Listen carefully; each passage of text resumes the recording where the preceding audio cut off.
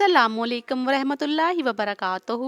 हज़रत राबिया बसरी के हुस्न जमाल की इतनी धूम थी कि एक नौजवान एक दिन शादी की ख्वाहिश लेकर हज़रत राबिया बसरी के घर जा पहुंचा।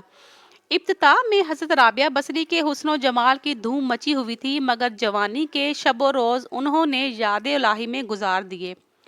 उनके चेहरे पर पाकीज़गी का ऐसा नकाब था कि देखने वालों की निगाहें खुद ब खुद झुक जाती थी। उसी ज़माने में एक नौजवान ने इन्हें रात के वक़्त एक कब्रिस्तान में चाँद की तरह दमकते देखा और आप रहमतुल्लाह अलैह को गैर मई ख्याली मखलूक समझकर भाग खड़ा हुआ। लेकिन दूसरी सुबह जब वही चेहरा इसे बिसरा के एक बाजार में नजर आया तो वो अक्लो खर्च से हाथ धो बैठा। रात दिन उसी के तसव्वुर में रहने लगा। आखिर दिल के हाथों मजबूर होकर लोगों से पता पूछता हुआ राबिया बसरी के घर जा पहुंचा। आप कहा करती थी कि दिल के दरवाजे हमेशा खुले रखो, क्या मालूम महबूब किस वक्त दस्तक दे दे। मगर घर के दरवाजे बंद हों या खुले हों, उनकी दानस्त में बराबर है। नौजवान को खिलाफे तवक्को उनका दरवाज़ा खुला हुआ मिला। उसने अपने दिल की धड़कनों पर बड़ी मुश्किल से काबू पाया। रात का वक़्त था, अंदर चिराग रोशन था। ये सोचकर बेपाकी से अंदर दाखिल हो गया कि हाले दिल सुना देने में क्या हर्ज है, ज्यादा से ज्यादा इनकार ही तो हो जाएगा। वापसी का दरवाज़ा बहरहाल खुला हुआ है, लेकिन जब वो अंदर पहुंचा तो वहां कोई नहीं था। अलबत्ता छत पर एक पुरसोज आवाज आ रही थी, जैसे कोई जेरे लब हिजर का रोना रो रहा हो। नौजवान तेजी से जीने चढ़ गया। हज़रत राबिया बसरी इशा की नमाज से फारग होकर सना ख्वानी कर रही थी। परवरदिगार, सितारे रोशन हो गए हैं, लोग सो गए हैं, बादशाहों ने दरवाजे बंद कर लिए हैं। हर महबूब अपने महबूब से महवो राजो न्याज है और मैं तेरे सामने खड़ी हूँ। नौजवान पर सख्ता तारी हो गया। इसी इस्नाम में हज़रत राबिया बसरी ने पलट कर इसे ऐसी कहर आलूदा नजरों से देखा कि जुबान गंग हो गई।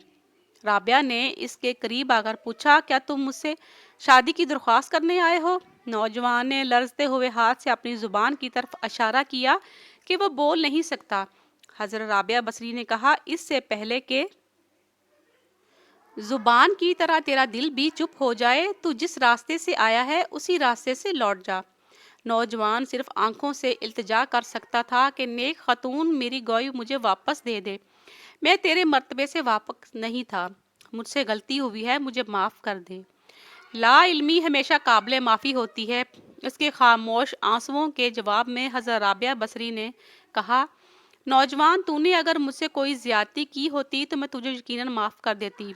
मैंने खुद को बहुत पहले अपने रब के हवाले कर दिया था। अब ये मामला तेरे और रब के दरमियान है।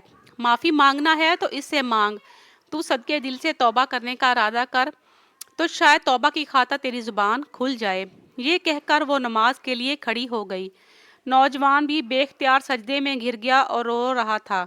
ना मालूम कब तक रोता रहा। जब इसे होश आया तो जुबान खुल चुकी थी और तौबा तौबा का विर्द कर रही थी। बिसरा के बाजार में साला साल एक एक मजजूब गर्मी, जाड़े और बरसात से बेनियाज होकर दीवानावार तौबा तौबा के नारे लगाता रहा। इसके नारों से बसरे की रातें गूंज उठती थी। बच्चे सहम कर माओं के सीनों में दबक जाते थे। आखिर एक दिन वो मजजूब अचानक ही कहीं गायब हो गया। फिर कहीं इसका पता नहीं चला। वो मजजूब यही मरकूज जवान था जो हज़रत राबिया बसरी की बदौलत ही दरबार खुदावंदी में मुकर्रब ठहरा। मज़ीद अच्छी वीडियोज़ के लिए चैनल को सब्सक्राइब करके साथ लगे बेल आइकन को प्रेस